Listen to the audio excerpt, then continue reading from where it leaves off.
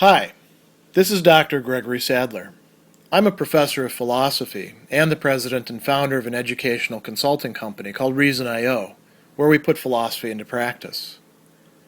I've studied and taught philosophy for over 20 years, and I find that many people run into difficulties reading classic philosophical texts. Sometimes it's the way things are said or how the text is structured. But the concepts themselves are not always that complicated, and that's where I come in. To help students and lifelong learners, I've been producing longer lecture videos and posting them to YouTube. Many viewers say they find them useful. What you're currently watching is part of a new series of shorter videos, each of them focused on one core concept from an important philosophical text. I hope you find it useful as well. Towards the end of the first essay of his Genealogy of Morals, Friedrich Nietzsche is going to set out this symbol, as he calls it, of Rome versus Judea. And when you read through this, he says, we're coming to this by way of conclusion. These two opposing values, good and bad, good and evil, have been engaged in a fearful struggle on earth for thousands of years.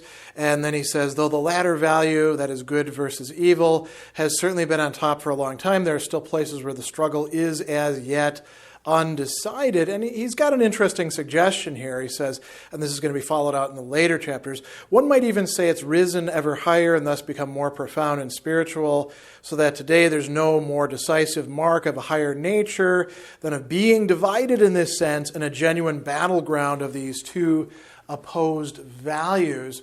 And so, there's a suggestion there that we don't want to just endorse the one or just endorse the other.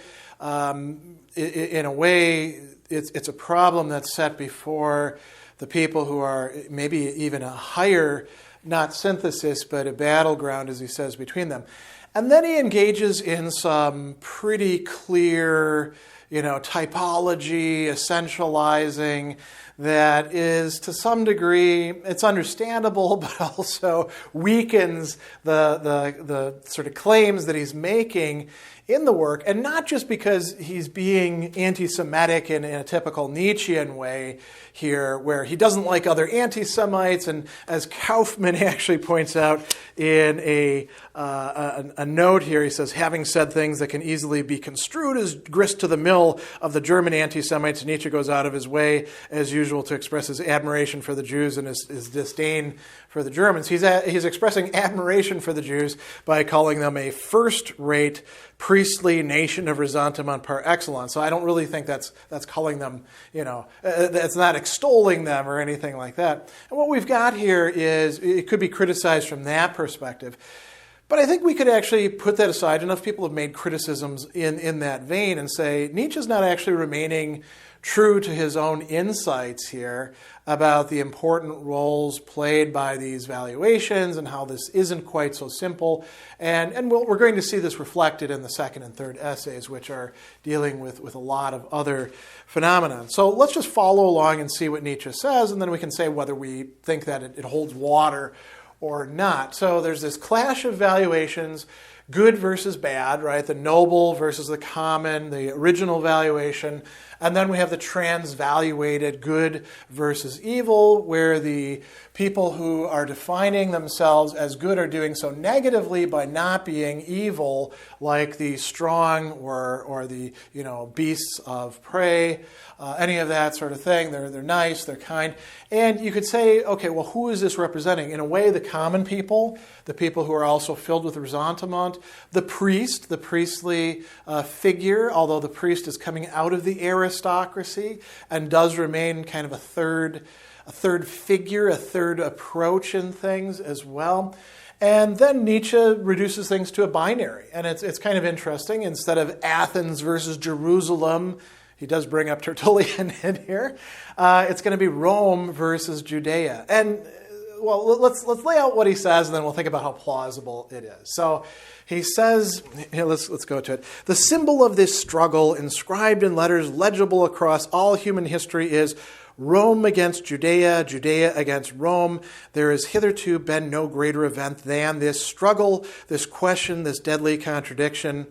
And what's the struggle? Well, It's Rome versus Judea, but also Judea versus Rome. Each of them has a view of the other.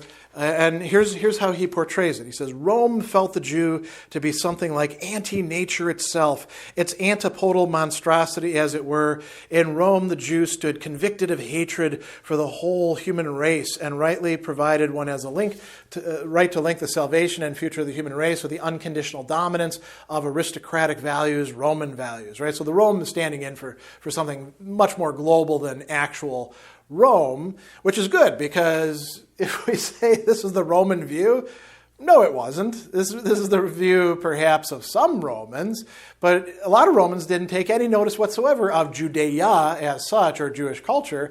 And at the same time, Jews, like so many other nationalities, spread throughout the Roman Empire and lived their own, particular lives within it.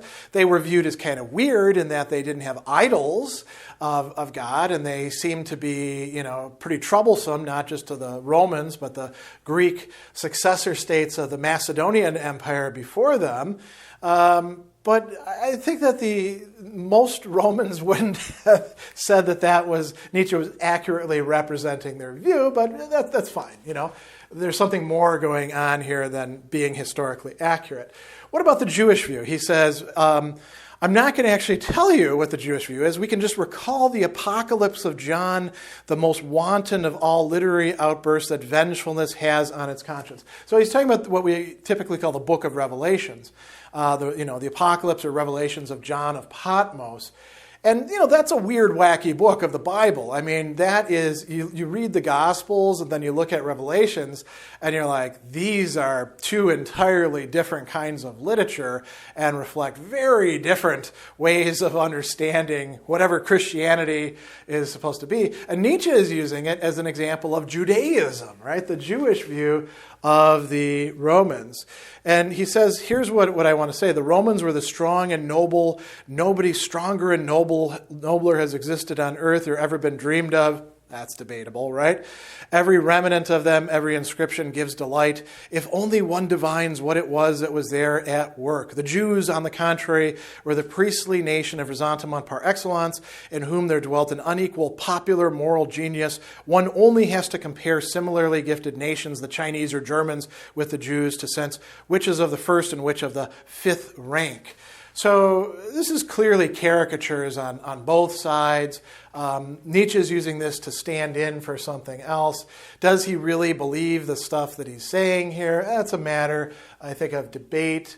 We probably do want to keep in mind and add to this the things that Nietzsche is saying about Judaism and Christianity in chapters 7 and 8 and 15 of this.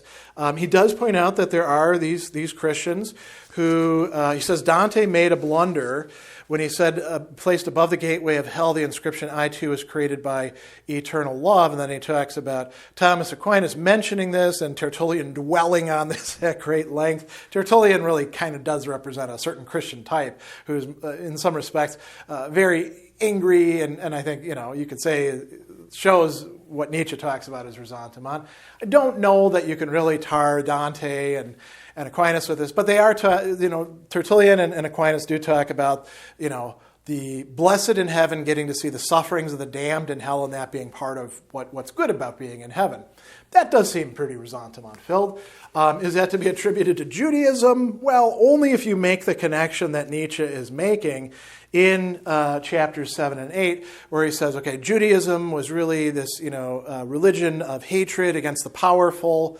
Again, very debatable when we turn to actual Jewish texts and history. And then Christianity took that hatred and transformed it into love, which is a seduction to another kind of deeper hatred, another kind of ressentiment. If you buy all that, okay, well then, you might go along with Nietzsche on this comparison. If you don't, if you're dubious about it, then you have to figure out what you want to do with this final set of discussions. Then he talks about who's won. Who's won at present? And he, again, says, well, the index of this is look at Rome right now. Who do we bow down to? The Pope. And the Pope is, the representative of this this Jewish point of view. He says, there can be no doubt. Who do we bow down to? 3 Jews and 1 Jewess. Jesus of Nazareth, the fisherman Peter, the rug weaver Paul, and the mother of the aforementioned Jesus named Mary. Rome has been defeated beyond all doubt. And it's interesting that he needs to stress how humble Peter and Paul were, that they're part of the common people. So he's clearly, funneling the priestly, aristocratic, and the commoner into this thing that he's amalgamating under Judea, right? He also talks about some historical developments. He tells us that the Renaissance was a time where Rome restored itself, Rome as being this, focus of power, of worldliness, of domination. And so, we could think of all the power plays that were going on there and some of what we call the bad popes, right? And then, that falls apart. And then we have the Reformation, and the Reformation, which he associates in particular with Germany and with England. Kind of funny because, France was also torn apart by the Reformation, as were other places as well. But he says that's really a restoration of this Judea motif. And then we get the French Revolution, which he also views as the triumph of this Judea versus Rome dynamic. We should actually see what he says here. It triumphed over the classical ideal, and in this time, in an even more profound and decisive sense, the last political noblesse in Europe, that of the French 17th and 18th century, collapsed before the popular instincts of ressentiment, right? Now, how noble was the French nobility? Wow, that's a good question to ask there.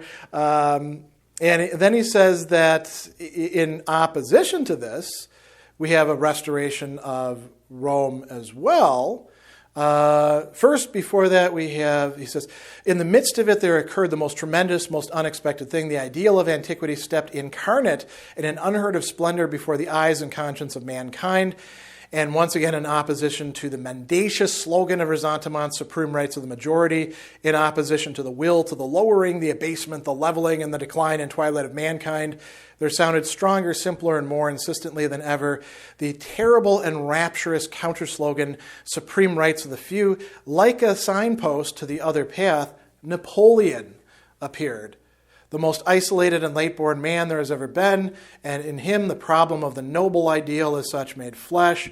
We might ponder what kind of problem it is. Napoleon, this synthesis of the inhuman and superhuman, right? So he's identifying Napoleon as being not just a representative of Rome again, but sort of like the superlative representative. And then I suppose you could say that it was ressentiment that drove all the other powers of Europe, which were still aristocratic, to rein in Napoleon and sentence, to exile him twice. And, again, the story is a little bit too simplistic and a little bit implausible, but that's what Nietzsche is presenting at the end of this first chapter, to say that he's bringing things to a conclusion about this fundamental clash between good versus bad and good versus evil.